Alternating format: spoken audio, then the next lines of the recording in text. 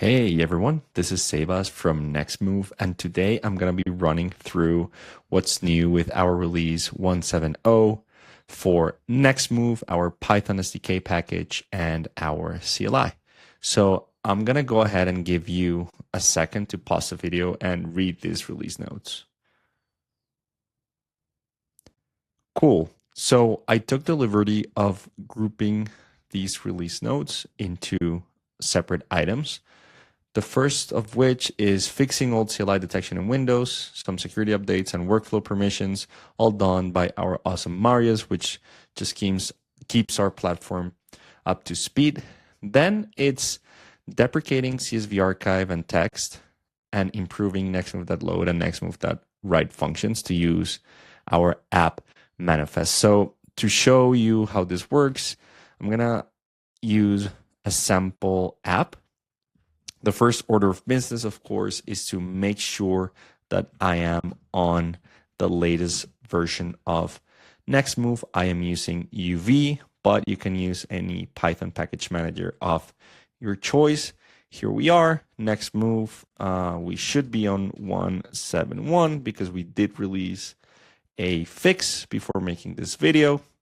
There we go, all good. So I'm going to start by cloning a community app because I don't know them by heart.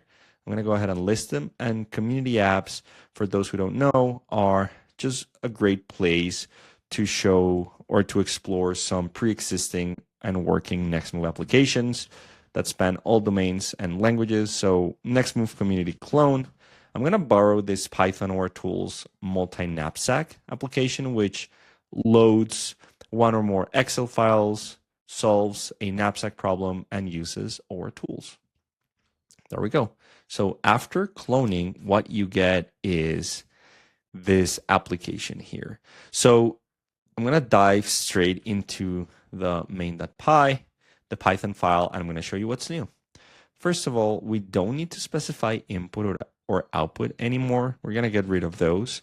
And options, instead of declaring them here, we're going to move them to the manifest. So to move them to the manifest, what we're going to do is under configuration, we're going to say options, items, and then our options. So we have a duration. The option type is an int. Default is 30. Thank you, AI. Then provider. Okay, this needs to be string though. The default is skip, not so bright anymore. And then, this is not necessarily true for our tools. And then something that we did forget is that these are not required options, given that they have a default. Cool. So because we're not specifying any paths under multifile, we're just going to use some default values. But if we wanted to specify some paths, we would add a multifile configuration here, input, and then outputs, etc. But it's okay to run with the default. So because we're done, we really don't need options anymore. So I'm just going to go ahead and delete those. And this is where the change in the nextmv.load function comes in. So instead of passing in options, it's going to read the options from the manifest by. Where am I going to read from? Also going to read it from the manifest by. And then input format, it knows that it's multifile because you say so in the manifest. So you also don't need this anymore. And you can see how this application is now greatly simplified. For the nextmv.write function, something similar happens. I don't really need to specify my path because I'm going to read it from the manifest. In this case, it's a default path. So I'm going to get rid of that and I'm good to go. So the next step is to scroll down and see what else I can update. And here I have deprecated statistics, which used to be this like nested class of like very rigid values. Now we're not going to use statistics anymore, but rather we're going to use metrics. And metrics, I'm done with the manifest. Thank you. And metrics is just a simple key value map. So I can borrow what I had in statistics and give it to my metrics. What else do I need? I need my result, duration, and value. So I can do value. Let's see if the AI picks it up. This probably did. And then the solver duration is this. And then the run duration. It's going to be this difference here. Cool. And I don't need statistics anymore. So for my output, I don't need statistics. I don't need the output format because I'm going to pick it up from the app manifest. I would not necessarily need options, but I'm going to leave it there. It's fine. And then if you don't want to use a nextmv.output container, it's also possible to just do in the nextmv.write, pass in all of those elements like metrics, etc. For now, I think it's okay. So we're going to go ahead and run locally to make sure that this works. I'm going to do a local run, and my input is in my inputs folder. Let me cd into the actual directory. So local run create, my input is in my inputs folder, and I'm going to wait for this to finish, and I'm also going to tail the logs. So this is already telling us a bit of a preview of one of the items in the agenda, and it has to do with the fact that we are now using UV under the hood. So we are using UV to resolve the dependencies that are in this manifest. Oh, actually, this is wrong, right? This needs to be nextmv 171. So now we can actually run with the correct requirements. So this local run was created, and then UV is used to resolve those requirements there for local runs.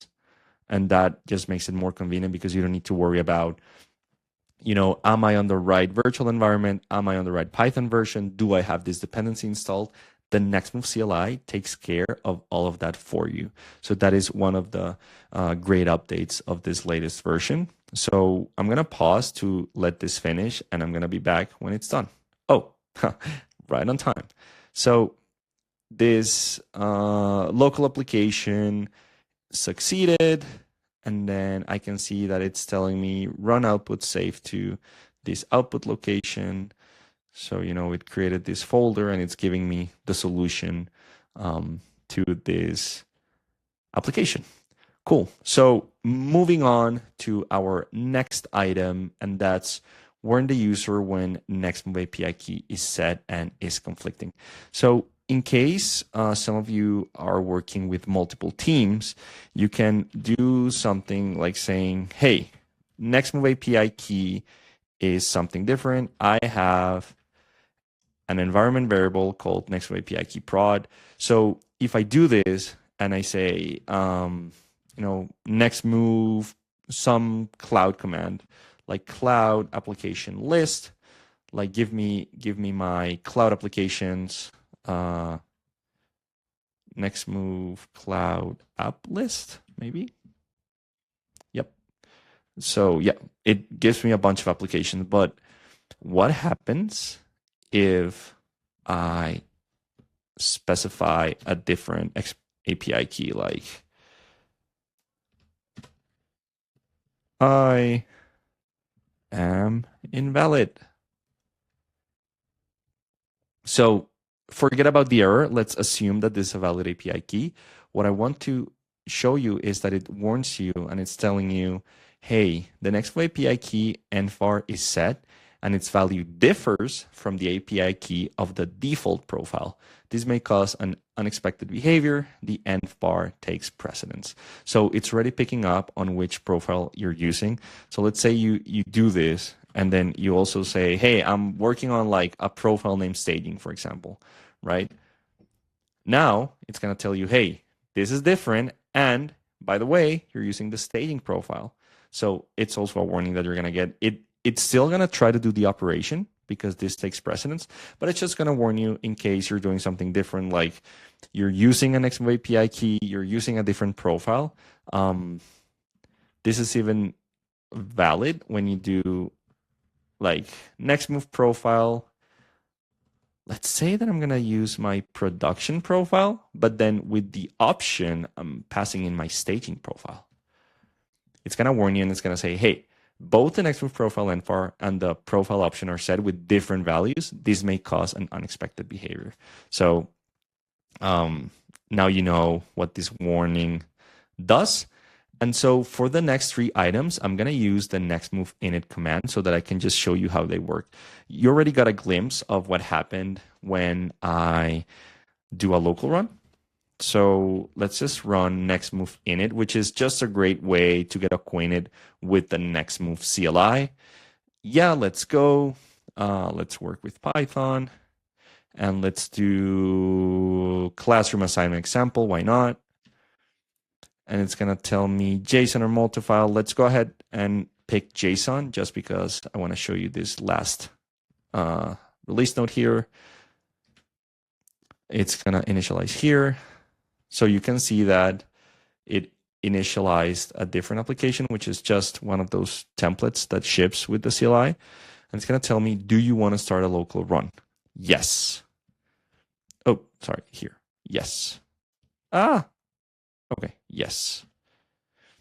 Now, before I'm going to give it input.json, before it recognized that it was a Python application and it used to tell you, okay, give me a command such as pip install so that I can figure out the dependencies that are needed.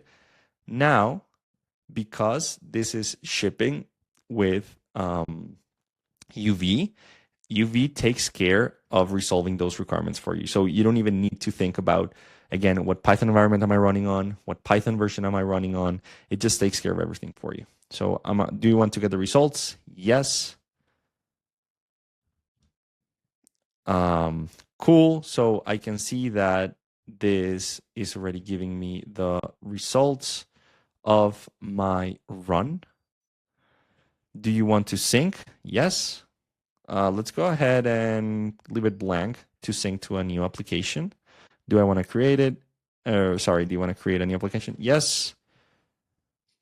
And now it's going to go ahead and sync that local run that was executed on my computer and ship it to Nextmove Cloud. Do I have an active plan? Yes.